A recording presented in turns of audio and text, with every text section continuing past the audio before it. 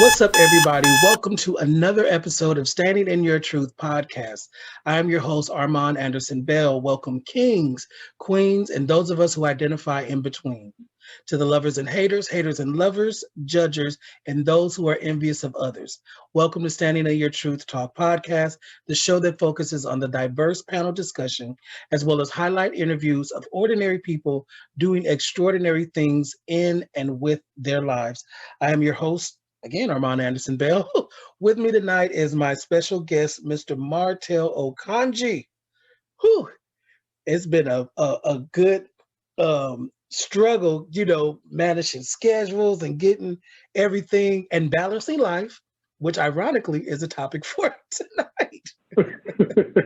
So thank Come you, on, Martel. balance. Yes, that's what my tattoo.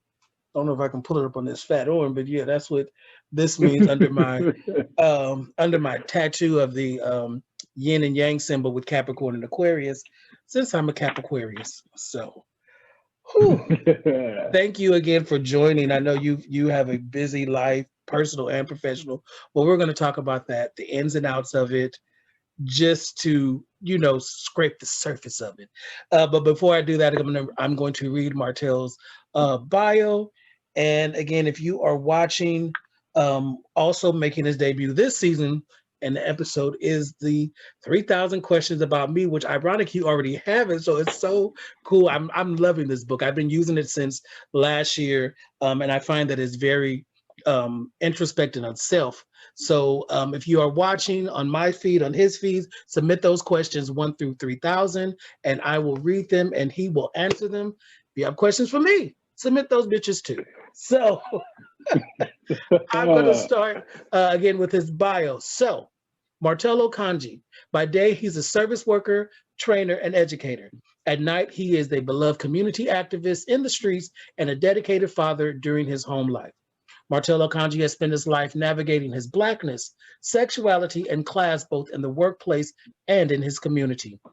His education is interdisciplinary as his identity with schools of thought from sociology, queer studies, education, and currently obtaining his doctorate in leadership and change at Antioch University while focusing on the phenomenon of race identity in the workplace. Martel brings 15 years of experience in advocacy and best practices to serve systems involved with youth through intersectional lenses. He is currently an adjunct professor of Antioch University, director of innovation at Safe Place for Youth, co-chair of Service Area 5, and the founder of Go Lead, Educate, Empower, and Develop. Again, ladies and gentlemen, thank you for joining me with my guest, Martel Okonji. Whew. Hello. I know. I was like, oh, that's a mouthful. But that's the short. I went to your page. That's a shortened version. We didn't include everything, and I know, like we have a shortened version, then we have the long one. Especially when you're doing public speaking and things like that. So I got you. We seminar on that. Even the fact that we both shared the stage at Antioch University for different reasons. But Come on. Hey. Like I said, what you were getting in 2017, what was you were getting your what? My master's. Okay, and I was was finishing my master's program. Yes, and you were sitting on stage and it was nice. I didn't even know you. I had no idea. And shout out before we also do that to Elder Reverend Russ, who was also the head of the program for Antioch University called Bridges, which I was part of, which I, made my gallop across the stage. And as Martel said, as I had my bedazzled matching graduation cap and gown along with the parasol, not an umbrella, because there do be a difference. Come on. It's funny because Reverend Russ talks about that. He said they still talk about that. I said, well, if you're going to do it, honey, you got to do it. I was only getting a certificate for 9 months of education. Child, let me tell you, if I had been getting my doctorate like you and other people, trust and believe I'd have been coming out the sky in helicopters and chariots like Grace Jones from Boomerang. But, that's still in the works. So, Martel, we've been talking back and forth, and I've been trying to get you and talking. I'm just excited to finally get you. Thank you so very much Well, what led me to, again, to have you on the show, this particular show, is I ran across one of your posts in December, as you were expressing your, I guess, your frustration on all the work that you did balancing life. And I knew from following your page that you are a dedicated father, and that you've traveled both. You've been in California, you left and you came back, and now that you're back. And so I figured, let's talk about balancing life then, now, and forever. So, how did you get your start? Because we want to talk about your education. Also, you are of Nigerian background, so you got a lot of adjectives like I do. I was like, yes, you are Nigerian. You are an openly gay man. You identify as Black as well. You're educated, and you're in the process of helping other people. Where did that come from, and why? I tell you, I mean, it definitely was. It was always a part of me. As I really noticed when I look back at my past and then kind of my upbringing. One thing I realized about a decade ago, all of my family's in the work of service, and didn't even realize that. So I'm always like, I have family in healthcare. I have family that actually they're all in healthcare. Yeah, they're actually all in healthcare. So I was like, oh wait, that's just what it is. I think the biggest thing that happened for me was, standing in my truth. If we can use that as Yes, the theme for the day. We can. I do. I do it every Tuesday. Right. So when I was young, coming into my sexuality and moving into this sense of like, okay, this is me. I'm gonna own this. Like, what does it mean to own my sexuality? And like 16 years old, being gay is not okay. It's not the thing to do. So I think for me, when I got into owning that, by the time I hit 18, when I was like, okay, Martel, we're gay. We're gonna tell folks now. Like, let's do that. Let's do that. And when I mean gay, I mean like, okay, I like other dudes, but you're still unlearning that you can't like other dudes. So that didn't mean I was necessarily like comfortable being gay. It just meant that I was comfortable acknowledging that something was different about me. So into that journey of self-discovery, recognizing that being in a Black household, being a Nigerian household, and I consider myself African Black, where my father is directly from Nigeria and my mother is from Inglewood, and her generation falls much differently, and the traditions and cultures that my parents have been separated since I was a kid. So it's completely different. It's a completely different approach. Two different households, two different cultures, and recognizing like my place within that as with the gay identity didn't necessarily fit. So I didn't feel included. I didn't feel supported. I didn't feel valued. So with all those different feelings, my goal was just get out and just, go to college. If you go to college, that's your safe zone. And I was smart. So like I had something that was going to take me somewhere. So, I got into the schools I wanted to get into. And fortunately I was dating someone. So I was going to go to North Carolina A&T, ended up not going to home of the Aggies to do my pre-law. Got in for their spring semester too, with scholarship. And then so ended up just right though. Ended up actually going to Cal State Northridge. Mind you, I didn't tell nobody. I think I told somebody, but I didn't really tell nobody because I was going to go to CSUN. So if somebody found out that I got more money and more opportunity to go to the school in North Carolina A&T, they probably would have been like, why are you doing that? I was like, HBCU, like we about to get this. Still have that side of like, what happens if I would have went there? I went there to be with the dude that I was in love with, but also because I had nobody else that I felt like loved me. So I was like, I'm gonna go with the person who loved me. That was a shit show, didn't work out.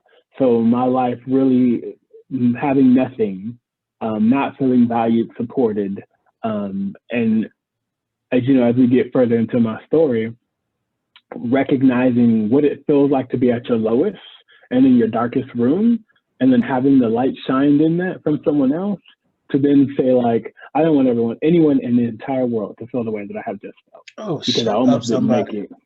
Shut up, somebody. Right. So that's what pipelined me to where I was like, I want to be a lawyer and I want to change the world. And then I said, I don't want to be a lawyer, but I want to change the world. So I went into that type of piece to say, like, I want to change the world for everybody. And that means recognizing or who's the world not created for. So then therefore we can start opening that door. So that's where a lot of that came from. And the last thing I'll say to that, I think, which also is a variable that I still hold true to this day, there was this tarot reader on my grad day. It was grad day. We had it at Dave and Buster's because our school got kicked out of Digital Ed. Right, that part.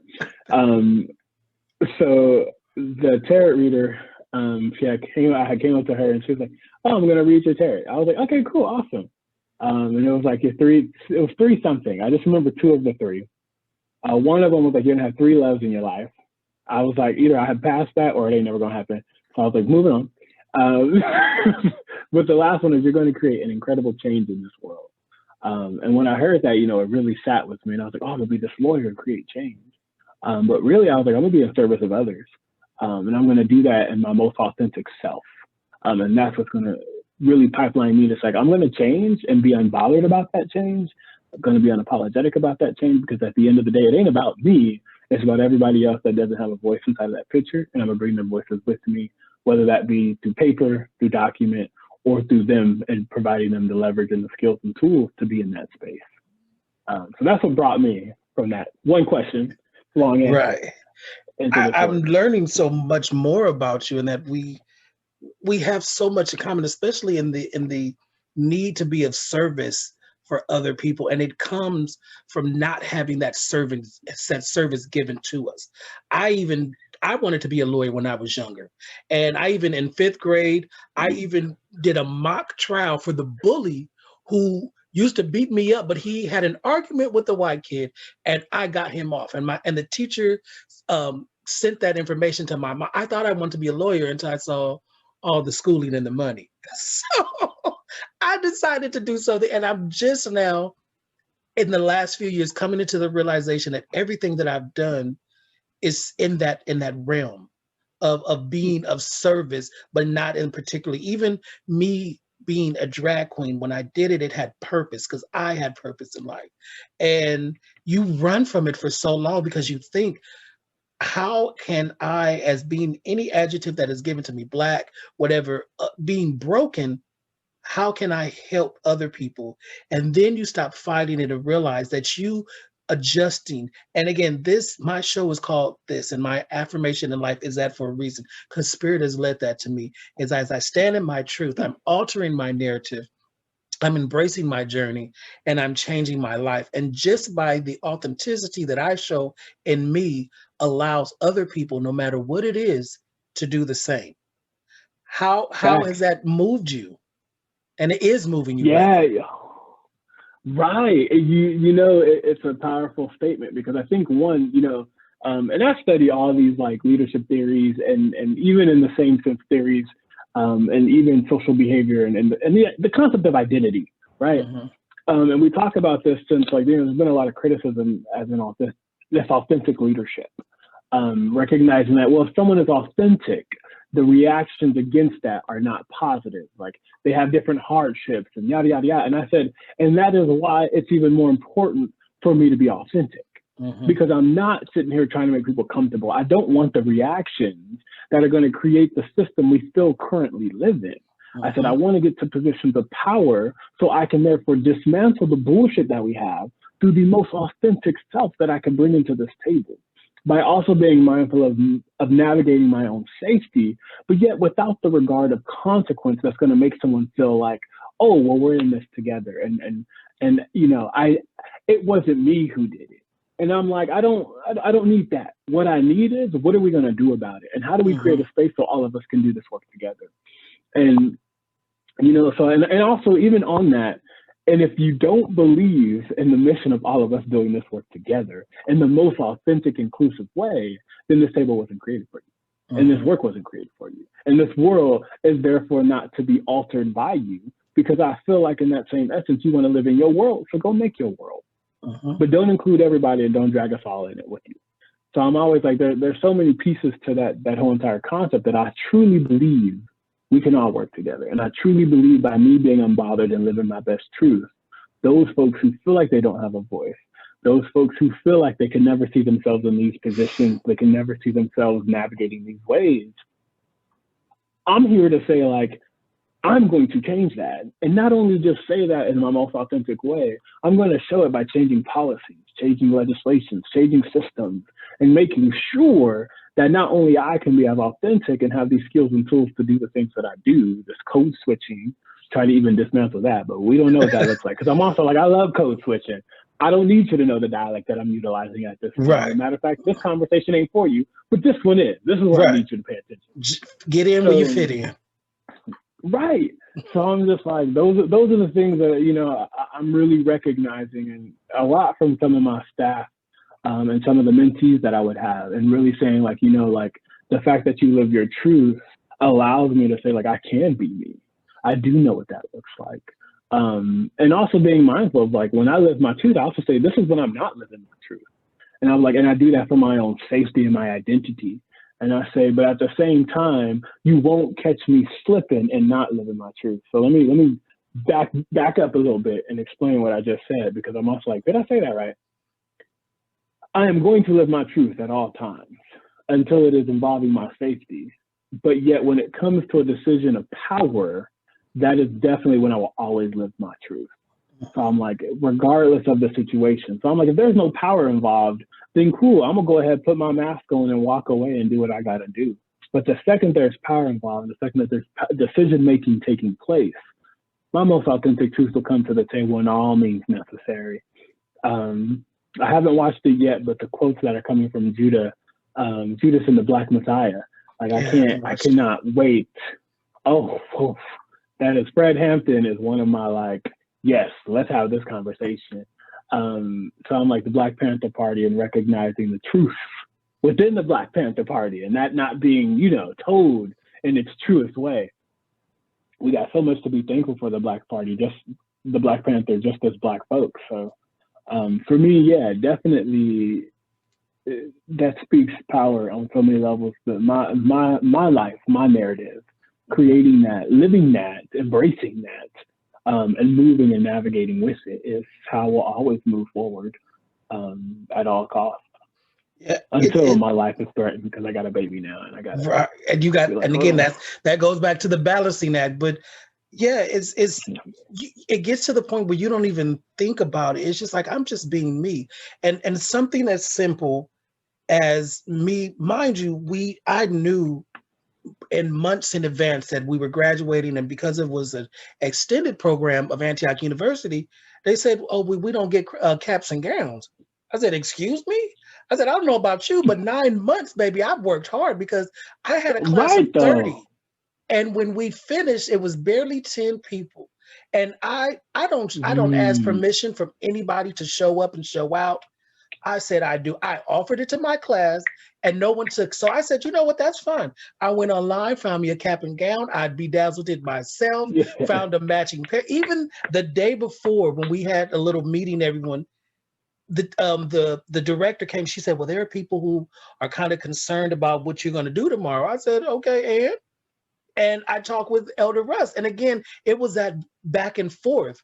And I had to stand in my truth and do that. And it was so funny because I got, mind you, at a graduation, everyone is, and I still have the clip of it. I love it. Everybody was a wait to everyone graduates. There were people applauding, and I was just in me.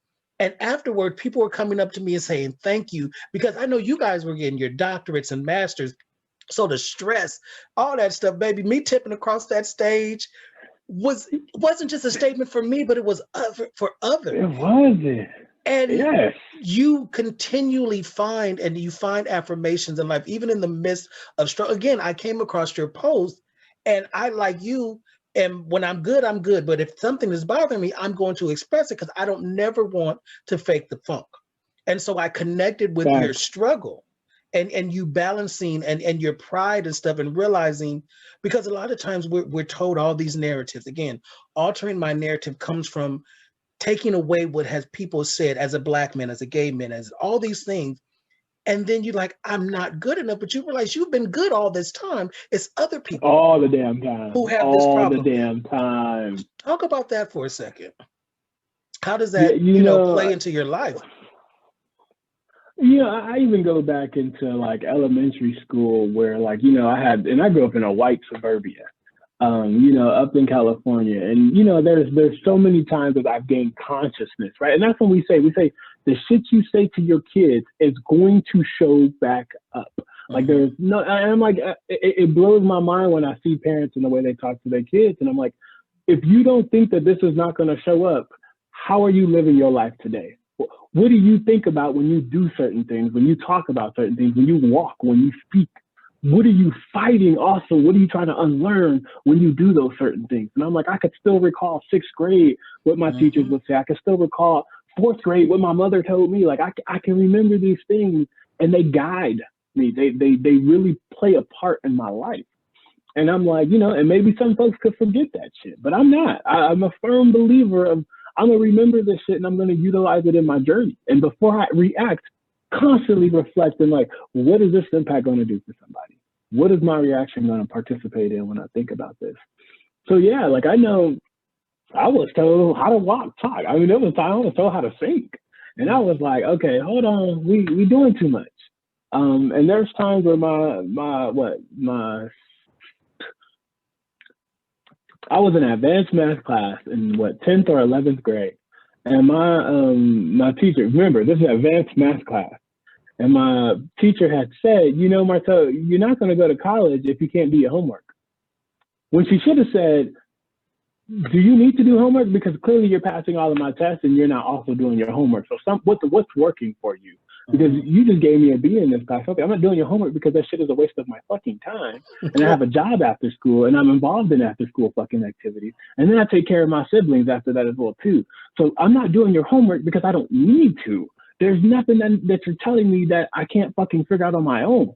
It's fucking advanced math. You telling me this? What does that solve? I've already been eligible to get into college. So I think about things like that where I can sometimes recall like that teacher telling me that. And I'm just like, damn, if I don't do, Martel, what the fuck up? You ain't got to do this work. Have a conversation. Do something different. I don't give a fuck. I don't believe grades even capture that. And as a professor and as a person who worked in K through 12, I'm always like, okay, but how are we talking about grades? That's a big conversation. But I digress before I go into something completely different. Firm believer of like, there's so many things that can really demotivate someone or really like just fuck it up in that essence. And I don't believe in that. And I really feel like we got to be mindful of the way we approach everything, which is hard because we're talking about unlearned things, like especially for Black folks. We've been in trauma our entire lives. Like to say the since least. the day we came out the womb, right? To say the fucking least. So I'm just like, we're dealing with trauma, we're dealing with oppression, we're dealing with violence, and all this shit is either from our own folks because of the system that's created it to be in the way that it is, through redlining, through fucking voter suppression, through all the shit that happens on a systems level to make sure we all can't be able to even coexist with each other. Let's not talk about brown paper bag. Like, come on, y'all. Let's be real about it. Right. So I'm just like, these different tools that were utilized to just kill us from the outside and from the inside within our own community, these are the things that I'm always trying to have conversations with my own folks. And I'm just like, y'all, look, for every person you kill, that's another win for them. Like, this is what they wanted, and this is what they do, and this is why they say the bullshit that they say. So we gotta look and see differently. And if it's a competition, let's play the game. All right. How do you again balance your personal internal struggles versus what goes on? Because you're not only you have your daughter to look after, but you have mentees, and again, you are a student of life. You will always be a student of life. So how do you balance those things? Because the trauma is like an onion. There were trauma, there were narratives given to us before we were even born. So as you become conscious, as you grow through life, you realize, well, fuck, I'm taking up stuff that my dad had to go through or my mom had to go through. And then you add layer upon you social status, you have gender, you have colorism, you have racism and homophobia and the LGBT community, you have all these things. And as Black men, and it's so ironic, I swear, Spirit is working as usual, because I'm project and working on dealing and discussing Black men's trauma. And I realized that we don't. And it's not about a gender, oh, this is gay trauma. As Black men, we don't talk about our trauma. And it's our trauma and the things that we've gone through that we are dying in silence, physically, spiritually, and emotionally. What are your takes on that? Yeah, you know, that is like the biggest thing, right? Because I even from the outskirts of not even dealing with that for folks not dealing with that, because I would say that there are avenues that I have where I deal with all of that, right? We talked about how violence shows up. Like I know for me, before I used to have a huge anger management problem.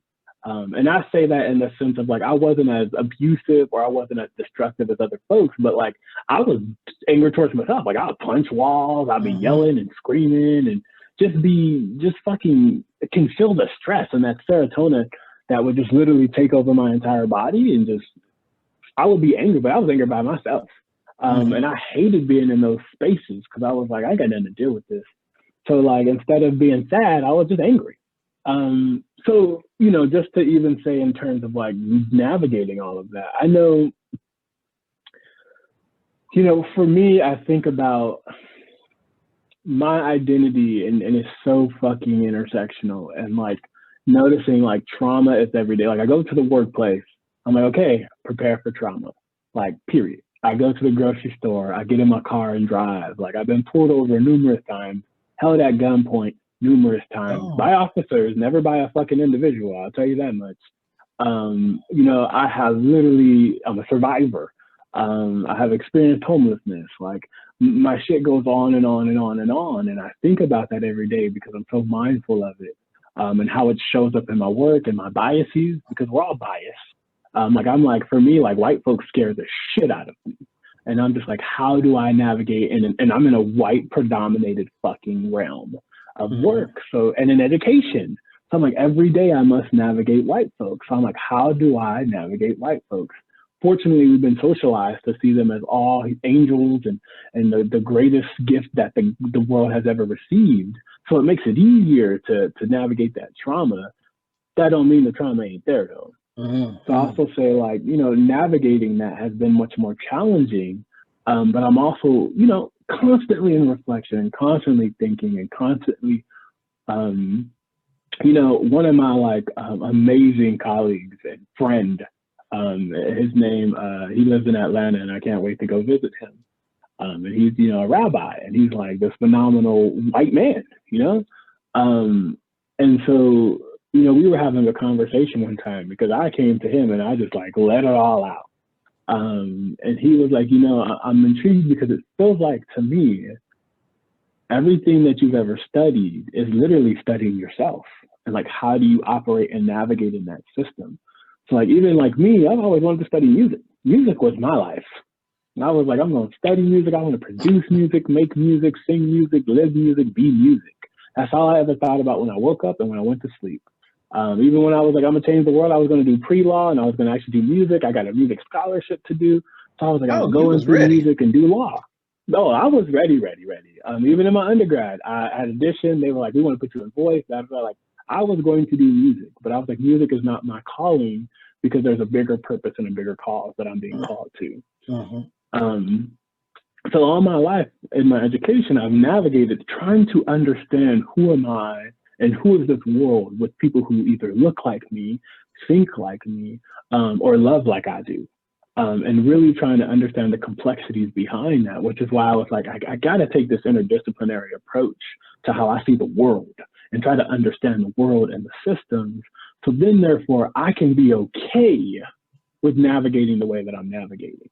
So I could understand how I have to navigate. So I can be mindful of how I navigate. So I didn't necessarily go to school because I thought this was the greatest fucking thing and I wanted to do it. And I'm so excited. I did it because I had to. I didn't have a fucking choice. No one's going to give me a choice. I could either live a fucked up, shitty ass life in a fucked up, shitty ass world, or I could pick up some tools and get to work on fucking working on it to make it a better place. Right. So I chose that. I chose the later because that's what I'm also needing to be able to deal with all this trauma, to be able to deal with having dialogues and meeting community folks, to be okay with my narrative and to embrace myself. Right. And I know my That's one studies of them have been that's the given biggest piece. to us. Yeah. That's one of the narratives, and especially as a Black man born in South Central LA, for me, I knew that I wasn't going to do sports, although, because I've always been big. Oh, you should play football. And my uncle played football. I've had all these things, and the narrative in my face at 5 years old was rough and tough. You either going to be a gangbanger if you make it out the neighborhood, or you're going to have, and my grandfather and other people in my life gave me that nugget. Education is going to take you to where no one else can take from you. And so I invested in that. I did one of my papers during the bridge program. I compared the Frederick Douglass's Learning to Read and Write with the allegory in the cave, because I knew it was privilege. I felt that. And in school, I was always chastised because I'm raising my hand trying to get further information, and yet my colleagues were busy doing other stuff. So they missed that. And so I saw the privilege of Frederick Douglass's Learning to Read and Write. And then I saw that how in the allegory in the cave, in that story and that parable, he went up to the surface. And when he came back and trying to tell people there's more to what's given to us, but they didn't believe him because that's all that was presented. So it really struck a chord with me, like, we have to do this. Like, it is an honor for education. It is an honor to to be, and again, I felt like Frederick Douglass as I learned to read. Like, I've been reading at a first grade level. I mean, the third grade level since I was in the first grade. I was that boy who got angry because I couldn't check out more than 10 books from the library. So knowing how blessed I was to be able to read and knowing, okay, this is going to take me somewhere else. How do we begin to take, because again, when we present ourselves, we just see the physical. We're not acknowledging, or if some of us who had not come to that realization, that we come with, and people like to say baggage, and I like baggage, but I also like to say layer and layer, because as we grow, the trauma is being swept under the rug. And there's only so long and so far we can go before we start tripping over that bump in the road. So what do? We just take it a little bit back and we sweep it. But that's the thing. And it's so daunting when you're trying to deal, because it's like when you have a cluttered house and you try to clean up a space. In order to clean it up, you got to bring out more junk. And so you're dealing with stuff you thought you dealt with, but what you really did was you just put it under the rug. And then all the anger from society, the narratives of race and gender and size and social economics and stuff, it plays up, but yet you're still trying to be of service to others. Again, balance. And you said, and this is how I think about it, right? Because I'm always like, I think Black folks primarily always put the blame back on Black folks. And I'm always like, if that's where you starting, then you already fucked up. Like, I'm like, if we continue to start there, and I'm like, and I'm a firm believer of like, we have work to do within our community, but that's not where we start. And Malcolm X said it best. I had to pull up the quote because I was like, Malcolm X, if you stick a knife in my back 9 inches and pull it out 6 inches, that's not progress. If you pull it out all the way, that's not progress. Progress is healing the wound that the blow made. They haven't pulled the knife out. They won't even admit that it's there. So I'm always like, Malcolm X said that. He was pointing at the fact that there is literally rooted ass problems that we have in our whole system at a global level, at a global fucking level. And there's still, there's other countries that have recognized that and are doing reconciliation.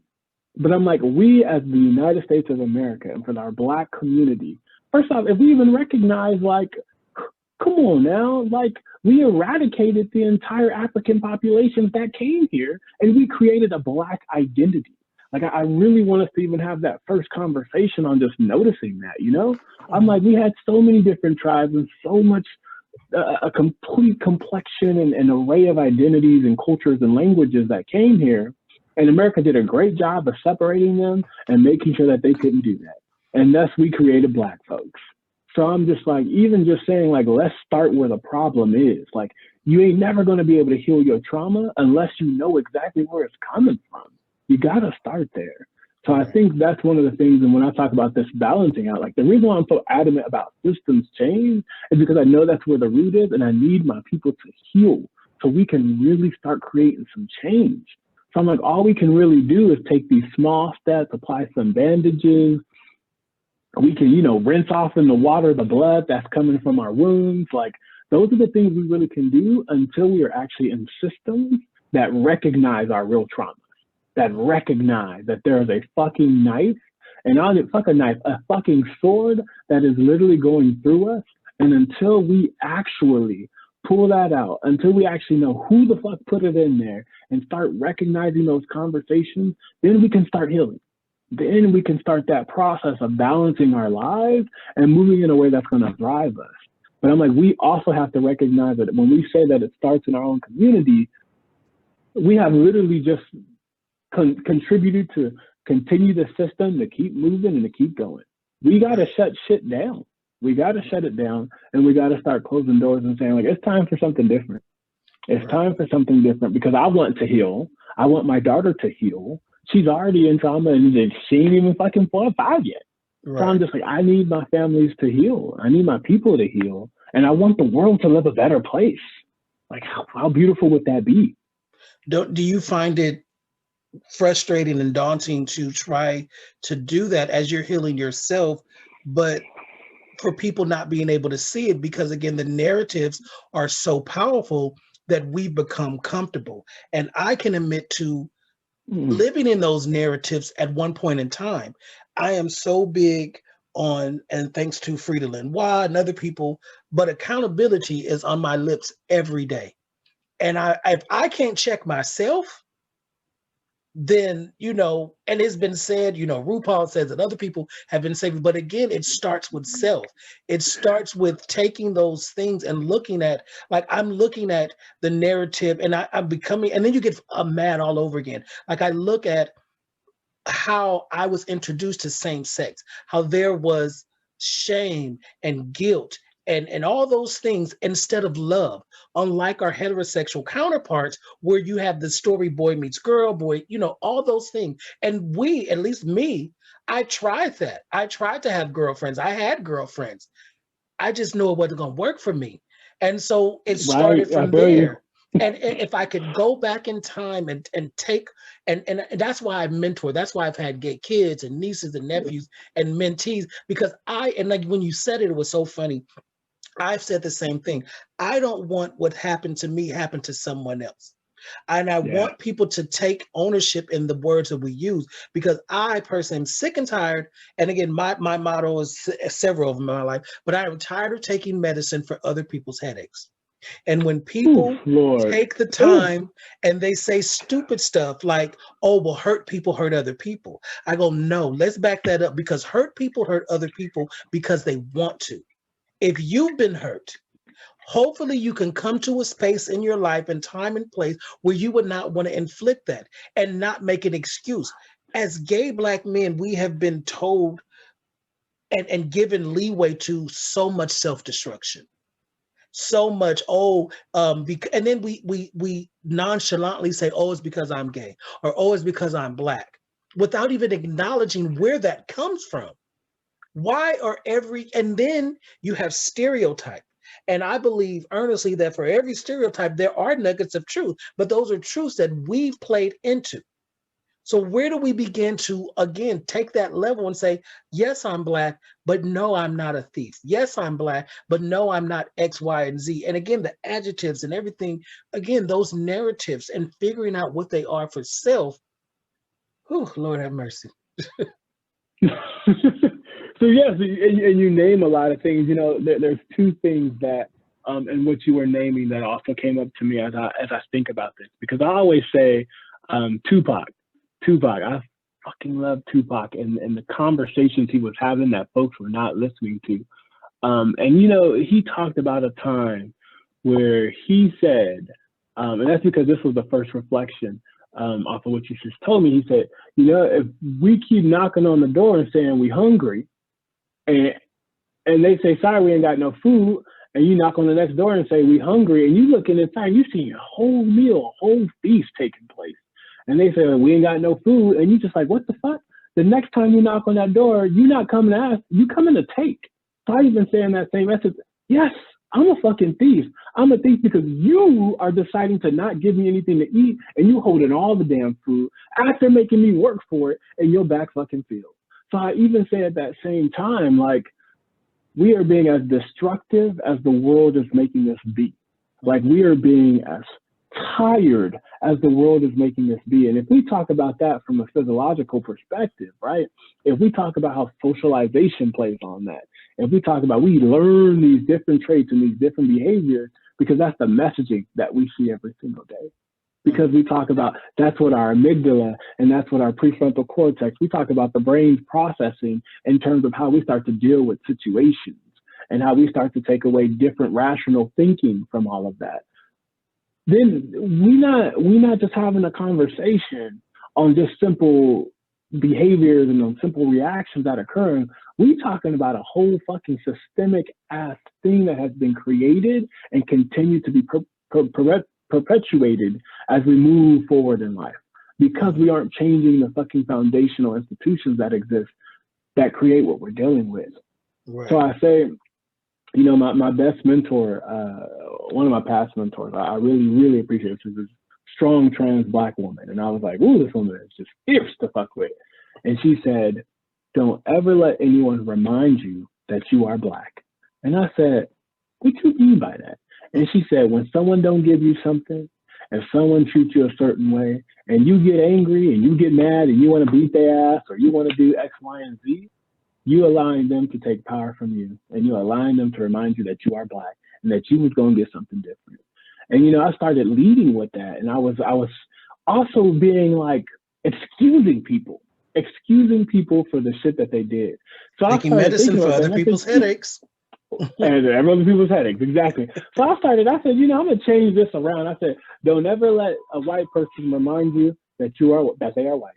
Don't ever let a power-hungry motherfucker remind you that they are power-hungry. And I said, if I start putting the blame back on other motherfuckers, and I said, you know, I'm going to start with me, and I'm going to navigate through this, but I'm going to remind you of the problems that you have, and I am not going to excuse them. And I refuse to excuse them. Right. And I think that's when we can really start talking about how folks can start rebuilding their sense of identity, rebuilding their narrative, taking their power back. Because now we're saying, like, I know you're fucking me up and I know you want this situation, but I'm not giving it to you.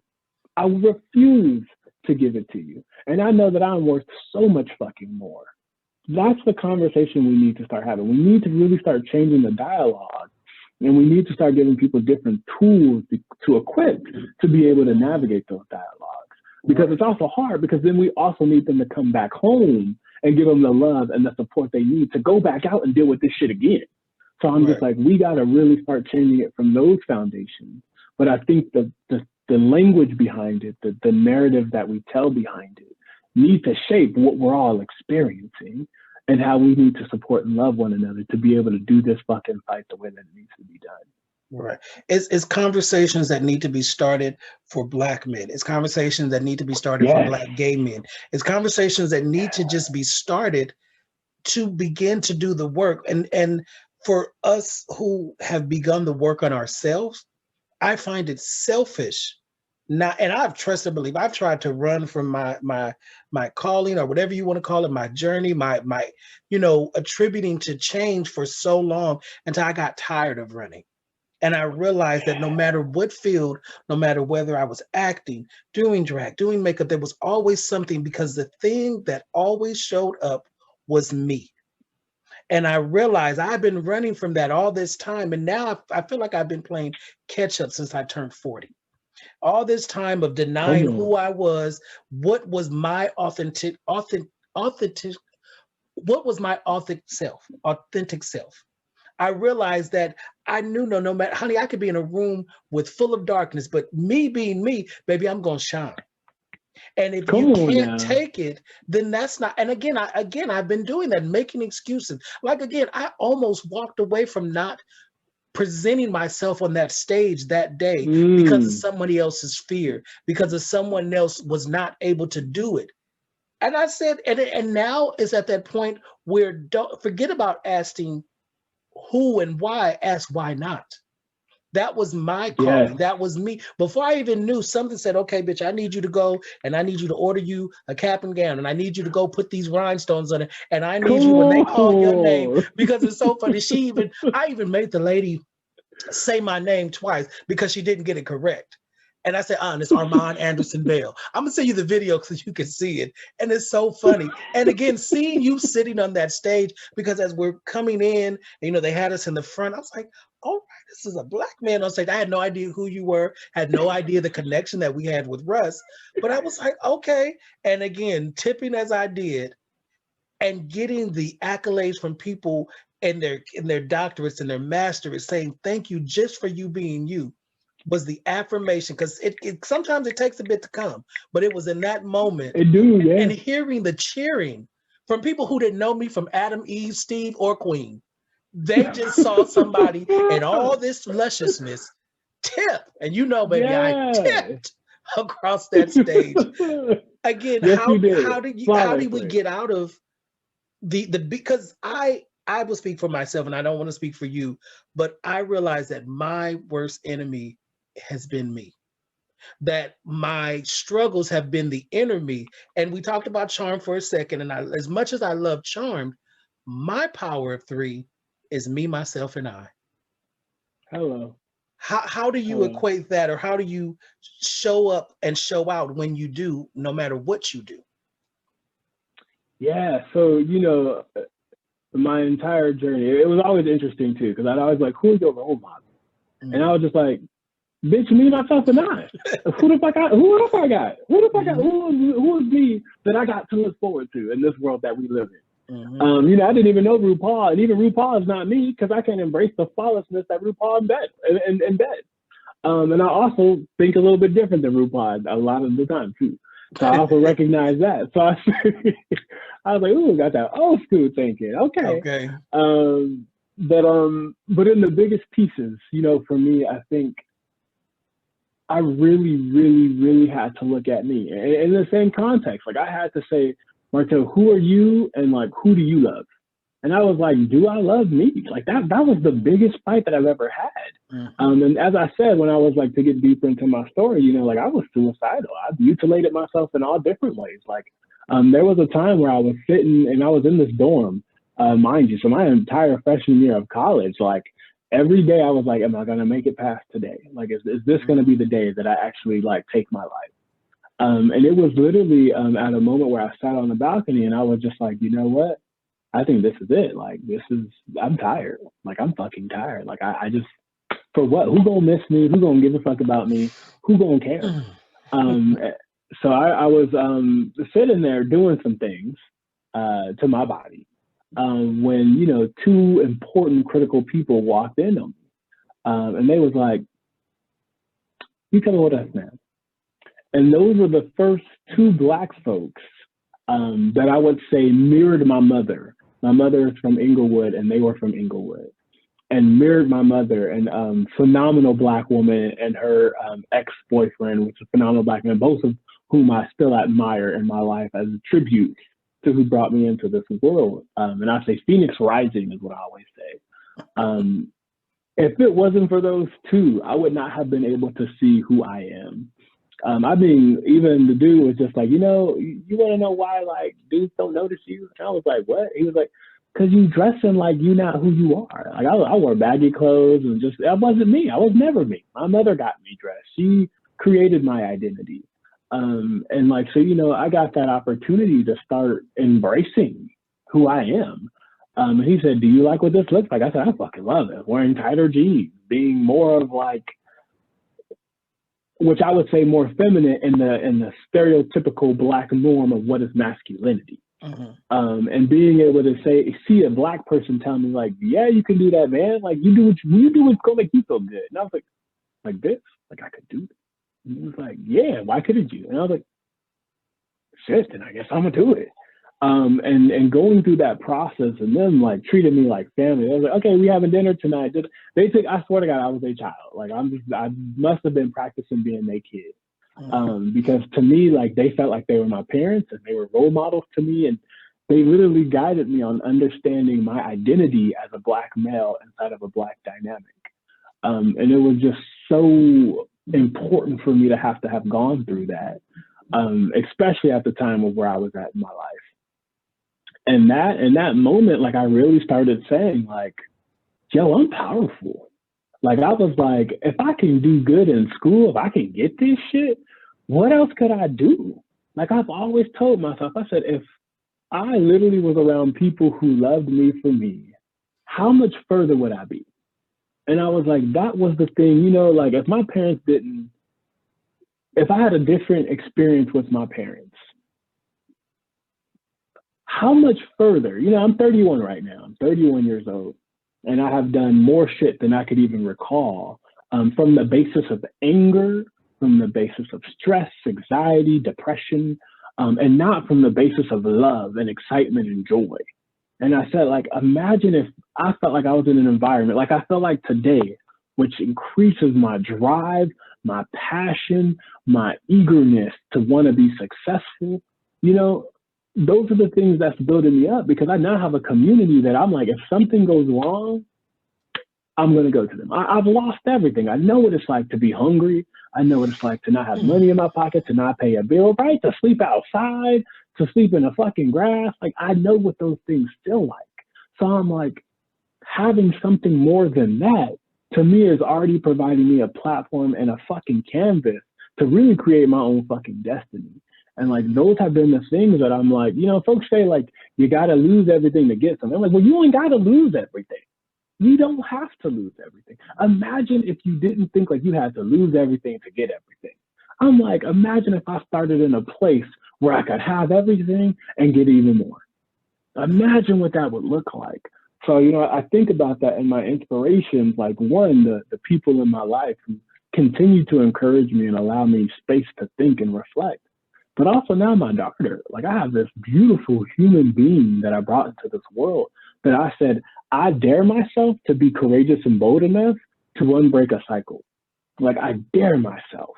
And I was like, that is my inspiration on why I would be like, all right, I'll be stressed at work because I know that it's going to get me to a higher level to make sure that I can provide for my daughter and not just financially provide because I also know what it looks like to just have a transactional relationship. But I'm also talking about like, no, I'm going to take my vacation days. Oh, sorry, I'm off the clock now. It's time for my daughter. It's time to be with my child. So it's like these different things to where, you know, I ain't the perfect parent, never will be, and I don't strive to be. I strive to just be her parent. And that's the only thing I'm ever going to strive for. So it's like those types of different things are like really creating and giving me this new identity of self as well too. Like I'm unfolding on like, what does it mean for me to be a father? Like, what is that? How does that equate into who I am in life and into my narrative? So yeah, so it's been a lot. And I must say that, you know, really balancing out the sense of like this, if someone's going to authentically, unconditionally like love you, like it's a great place to start at. It really fucking is. And to just motivate you because I know I wasn't motivated. It was almost assumed that it was like, oh, you're going to be successful, you got to get grades good, you're going to be successful, do what you got to do. I'm just like, get out of there. And I'm just like, oh, okay, like that's great. Like, thank you. Like, what? So it's like, but I know, we know what the tools were provided to our parents. Cause I'm like, I'm living in a different time frame. Baby. So I'm also just like, right. So we talk about unlearning and learning. And that's what I'm doing. And that's going on at the same time. Which is difficult. Again, you're healing, but then you have to pull back. Like, you know, when you pull back that Band-Aid because your skin done turned white because it ain't got no oxygen, and you pull it off, you realize it's essential. Having those people and identifying those people, because I say it often in my life, I have people in my life who loved me when I didn't know how to love myself. And it's because of those people that I strive to be a better me each and every day. Even if I don't do nothing but lay my big ass in the bed, I'm going to be the best laying in the bed, big bitch there is that day. Those people were there at that graduation. And those people were there in my life. And I can reach back and look back. And I hear my great-grandmother, my grandfather's voice in my head. And I see those people. And these are people are not yes people. And the biggest thing they can do is just let you be. Like I was the same way. I was so angry when I came out. I was so angry at straight people. I thought I had to be, I always thought that I was like the most feminine thing in the world. Even when I started doing Mm. drag, and I don't know if you know this, but my drag name was very strategic. It is Imani Phoenix. And it's that Come name on. for a reason, because Imani, again, is the seventh principle of Kwanzaa, meaning faith. But I saw myself as the Phoenix. I said, and I had other drag names, but that was the name that spirit stuck with me, and I seen it on lights and in and I was like, it means Come something. on. You Habari have Gani. to, you have to put that in the universe. I see it being more than just, oh, I'm just going to perform in a bar or something like that. It means something. When you do things in life, again, I'm doing it to survive, not knowing that the lesson I'm giving is also for me at the same time. Sometimes I gotta really be like, this is for me. I've been mentoring, and I'm always there and open to it, but I'm realizing that I'm also healing my inner child and Yeah. realizing that I didn't get this. So I can do one of two things. I can sit back and make excuses after excuses. Oh, I didn't have this. Oh, because I've been homeless. I've been to where I had not a dime to my name, and there were people still there loving me. And again, baby, let me tell you, my on-site list is a mile long for people who deserve to get their ass whooped on site. But I Come know on, that no fight. matter how I justify it, it's not going to work. And so by me succeeding and me continuing to be me, that's worse than any physical pain. And trust and believe, I'm very strategic. I'm a Capricorn. Maybe the situation and scenario, I'm very much a Doctor Strange, honey. I went to the multiverse and I saw 5,001 outcomes, and the only outcome that best served me was bitch walk away. Come So on. I Come see on. that, and as I mentor other people, I try to be what was not given to me, but then also learning and being open. I asked to be vulnerable. I asked to have openness in me, because I know, like my favorite quote from Janet Jackson, I don't know where she got it from, is that I know that I know that I don't know. And it comes to the point where you think that you know everything, you just have to sit back. Okay, let me relearn this. Let me figure this out a different way. Yeah. Now your responsibility and your accountability has grown, because you're still growing and you're still learning, but now you have someone looking to you, not only in your personal life but in your professional life. Where do you find the balance in caring to Martel? Mm. Mm. And we're gonna start pulling some numbers too. Let me know, because we Right. can have this conversation all day. So I said 8:30, so we're gonna go to 8:30. 8:30. um 8:30. but Right. Caring for myself, setting time. exactly. Setting the boundaries as we have done in our Right. conversation back and forth. Even when we've been trying to like hang out and stuff, it's like, I got to do this. I was like, okay, we'll figure it out. We'll figure it out. My list runs. It runs. I tell you. So, I think the first thing is I always say like I can do better. Even when I'm doing good, I can do better. And I think that that's always important for me, because I also say at the end of the day, I'm always open to learning and doing better. So if I say I'm doing something good, I can still do better. And I don't say that in a sense of like I gotta compete, I gotta be the best at what I'm doing. I always say like, how does this involve my joy and my passion? Mm. I think I might not have chosen to work in my field, but the joy that I get from it, the passion that I express in it, that's a different story to tell. The healing that I get from it as well too. When I create a systems change, when I get people to think differently and to know better and to do more, the healing that happens is beyond something that can be measured. So I also say in that same instance is where I say like when it gets to the point to where I'm like, this healing has met this barrier, how am I then therefore making sure that I take a step back to go ahead and reset? Because I'm also like, there's that point where you get to that. So I say the balance in all this is the one thing I will always keep true to doing all the time, is taking my time to not do a goddamn thing and to not feel accountable to anyone or no one. And I'm fortunate to have the resources and the support and the structure of my own family to be able to have a week to where like every other week, like it's about me. So what is Martel doing? And then that week I say like, I don't owe nobody anything.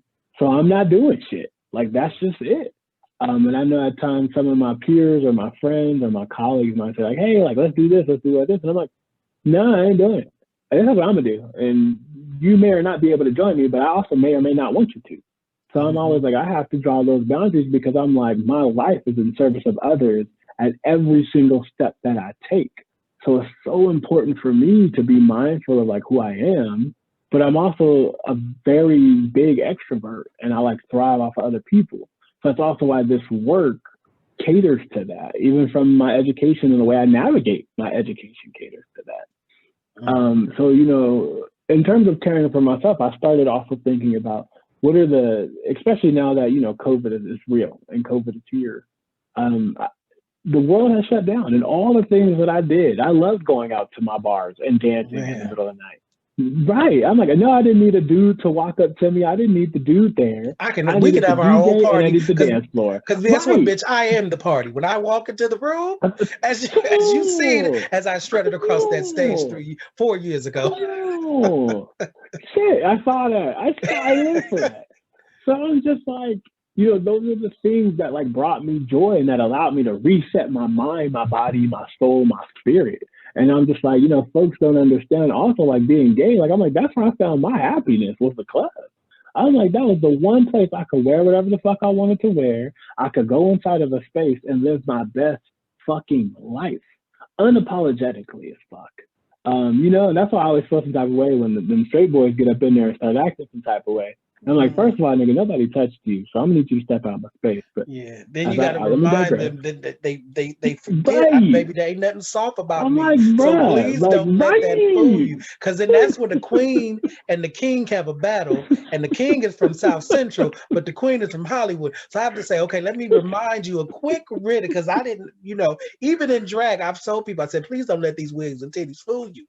Because you know you may have forgotten, but everywhere I walk, I'm very, and that's a bold statement. As they say, we have to walk in our holy boldness, and it's not an easy thing. And people will see a glimpse of us, no matter where they are in our lives, and think that's how we are, not acknowledging or not even wanting to acknowledge the journey that we took. And they'll throw it off and say, "Oh, you think you all that?" And I'm like, "Bitch, why not? Who? If I don't, who else is?" Maybe you should start thinking that you're all that. You're upset. Again, all those people that had a problem with me tipping across that stage wish they could do it.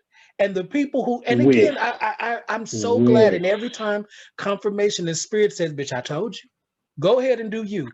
Every time I auditioned to be the first person to be the drag queen of the Pasadena Doodah Parade. First drag queen. And do you know the struggle that I went through? Oh my God, this.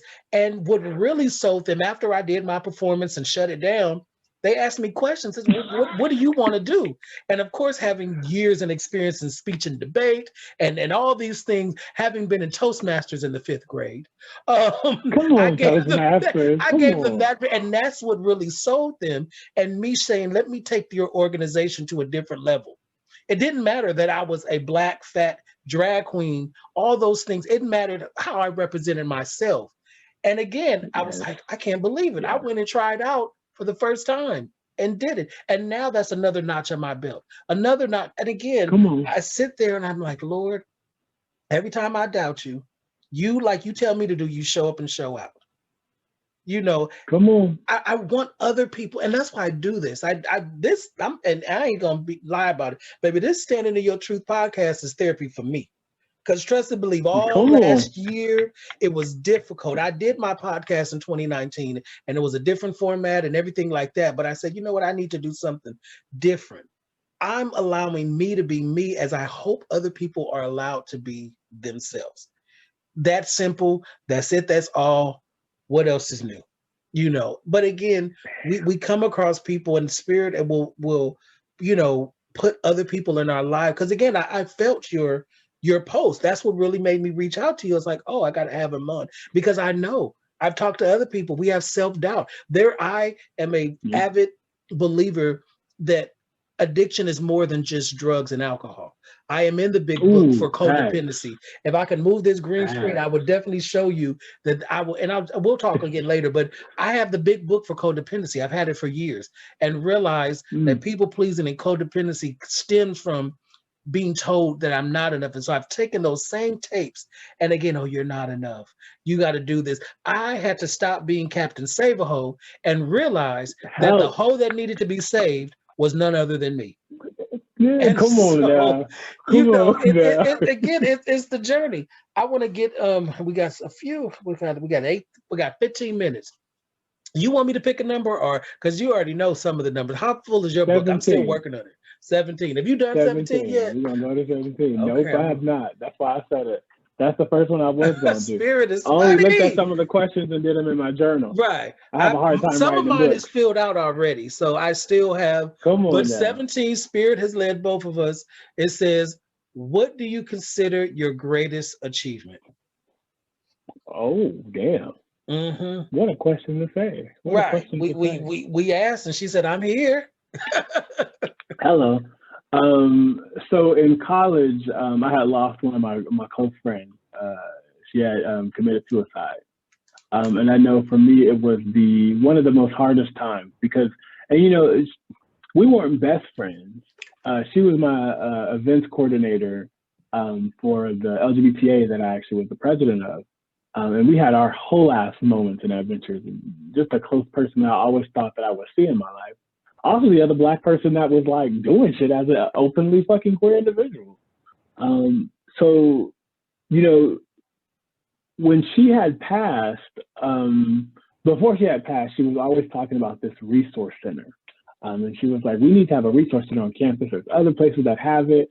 I know CSUN had one prior after the earthquakes, but it was in a trailer. So once them trailers got up and they built these buildings, they was like, yeah, we don't need this shit no more. Thank you. Have a good day. CSUN was known as the party school. So and it still is. I tell you what. So during my time as presidency, me and my campaign, my group, me and the board, me and other students, we all collectively got the first CSUN Permanent Pride Center.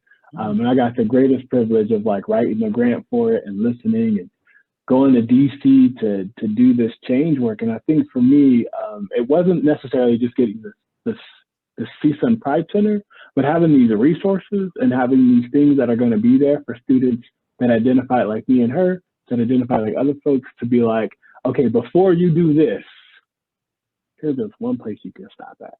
Like, here's this one more option, just one more option before, like knowing where I was at and in that dark ass fucking place and knowing how she was there and not knowing that she was there, which I'm like, I saw all the signs the day I found out, but I was so stuck in the work that it just didn't hit me. And I never thought that it could. So when it happened, like for me, it was the most devastating thing. But when we got that center up, to me, it was one of my greatest achievements because one, it was her dream. And I felt like it was the ask that she had asked for, that I could at least say that, that's what we, and I think that's probably why I burnt the shit out of myself, making sure that shit happened. I tell you, I was doing some unhealthy ass shit and making sure that this motherfucker took place. And it did. So it was all worth it. And here I am today. So I think that to me is one of my greatest achievements. That's cool. Yeah. Is when you do things, you don't look for, you just do them. You don't, you just see there's a need and realize that, okay, this may be a square and I'm a circle, but guess what? I see that it's meant for me to do. And you don't question it, at least not internally, but I know I go back and forth with my God, my spirit, because I'm just like, bitch, just calm down.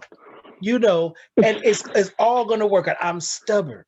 But I'm trying to do this, but I in my humanness, I'm like, Lord. And then again, I told you, just some, I'm so used to trying to be in the passenger seat that realizing that it's okay. Like reaching out and getting help is okay. Like, and I have to sit back and acknowledge, it's like, okay, Lord, do I present the fact that, because I'm the one that everyone comes to.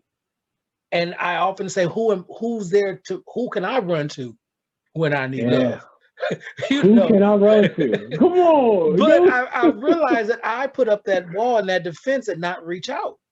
So that again, that's the balancing of being a caregiver and stepping back and having care given to me. It's a difficult Yeah. thing. You know, I'm what they call a clairsentient, which is a step above being an Mm. empath. And so I can feel the change in the energy, and it's just I can tell right away when things go.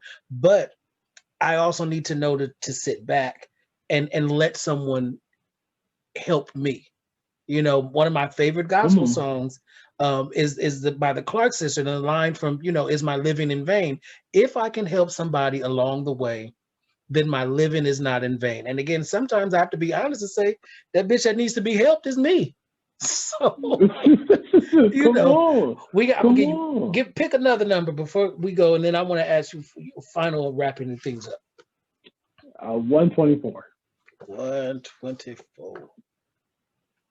I'm all like, I should have been writing in my book as I sat I there and did know. these questions.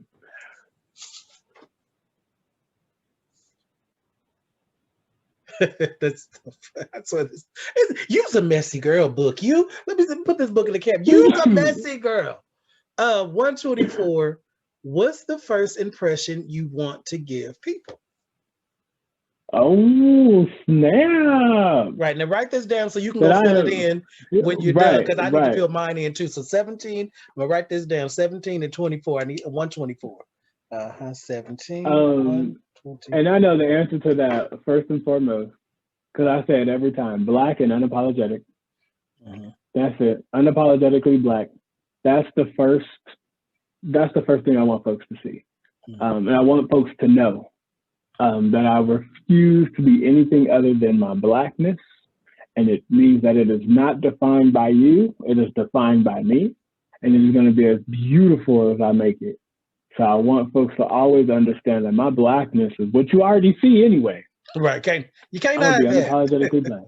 You can't. So I'm gonna define it for you in the beauty of what I do. And that to me is most important. That I want folks to know that I'm moving with my Blackness. I don't speak proper because I was white. I ain't educated because I'm white. I I'm get educated tired because of I'm we Black. need to stop that. That has been Oof, an argument oof, that I have that's oof. bothered me. Why is anything doing anything outside like you talk white? Why? Or the fact that I want to eat certain food or experience certain things in life. Like I can't help it that I chose to one Well, of the we know books I where it read comes was a from, dictionary. right? But we know that it comes from that inaccessibility of education. We know that from centuries and centuries, if you learned anything, you was killed and hung. We know that if you went to school, you was killed and hung. We know if you started going to school, you was killed and hung. We know as soon as they integrated and we got better fucking education systems for Black folks, you was killed and hung. So it's like we was always made to believe, well, if you got education, then you must be white. White folks must have gave you that. So education wasn't for us. Yeah, I just need to remind white folks we're that we not. can be But see, educated. that's the thing. Or what We're is not our education? parents, and we're not our grandparents. And as adults, and I will say an adult is anyone over. I'll say 25. I'll give 25. I'll give those Yeah, people. that's about it. But an adult should know to take ownership. The things Ooh. that was told to us does not, like, there are people who and my own people, Black folks, to say, oh well, Black folks don't. And I try to change, and I try not to be that person because I'm very cognitive of the words that I put into the universe. Yeah. My name is not we, us, or they. My name is Armand Anderson Bell. So when you say something, take ownership and say, well, you may think Black people don't know how to swim, but say, I don't swim.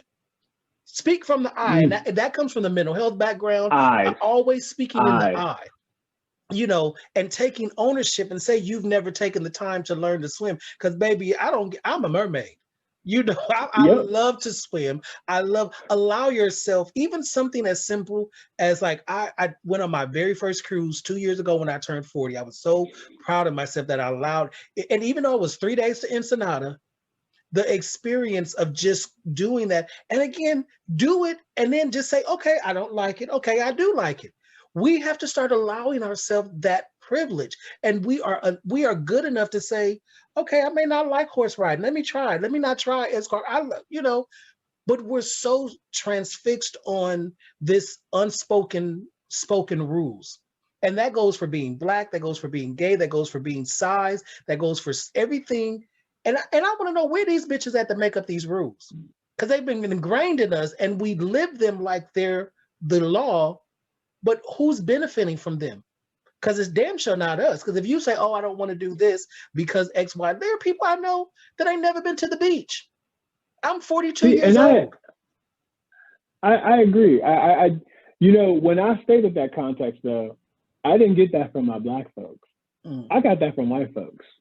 I got that from white folks being like, oh, you got an education. Like, what's your story? I'm like, well, hold the fuck up. Why I gotta have a story just to have an education? Like, oh, you speak well. I'm like, well, hold the fuck up. Why don't I speak well? Like, for me, it's always been in those situations to where, you know, and also I'm gonna be real fuck. When I'm with Black folks, I lose all that shit. All that diction, the whole dialect. I'm like, I don't have time for that shit. Like, I'm not about to sit here and speak proper for you so you can feel fucking enamored by the way that I navigate the world.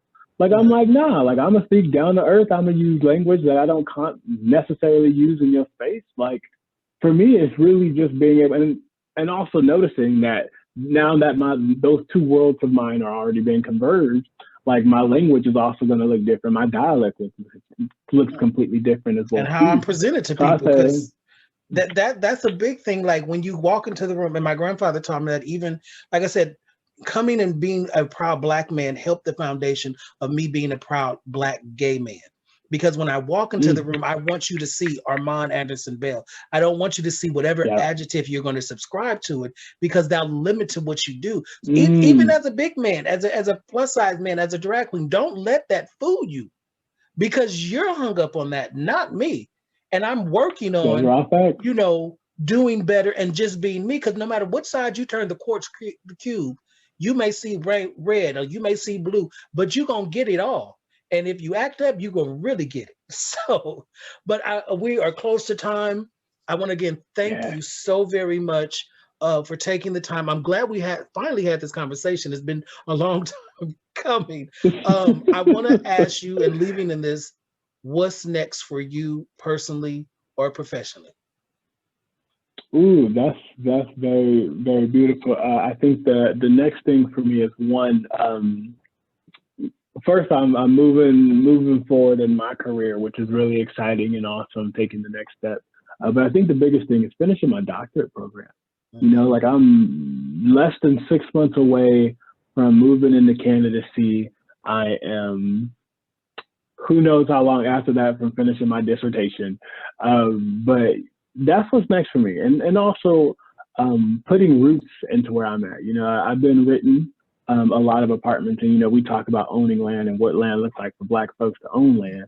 And I know another piece of that, and in Los Angeles is even a bigger conversation. But I know for me, it's finding the foundation to say, okay, this is where I'm gonna be at for a long time now. And I'm not paying no more increases in X, Y, and Z. And I want to build a place that's going to be for me and my daughter to exist in. And I want that. I want to have that. So I think for me, it's really looking at placing my roots, not just only in my home, but also in my career and the organization that I'll be staying with. So I'm really, really excited about the next couple of years of my life and seeing what permanency that's going to bring. Well, again, thank you so very much, Martel. Give out your social media handles, if you will, how they can reach you. And, you know, I know you said you had your hard 8:30, so I'm keeping that, you know. And again, thank your daughter for allowing you to share yourself with my audience. Because I know you was running home and, you know, all kind of stuff. So Jeff left the office and I was like, oh, we're gonna make it. Left another meeting, had to pull off on the side to take it and go right back on the freeway again. So yeah, no, you can reach me at Dante Rose _ the dad, or find me on Facebook at Martel Okonji. So I'm all like, what's my back rate? Dante Rose _ the dad at Instagram. That's the best place. Okay. To keep up with my life. Thank you. And again, thank you, Martel. Thank you for the viewers who are viewing. Again, this has been a blessed interchanging with you, conversation, continued success. We will talk again later.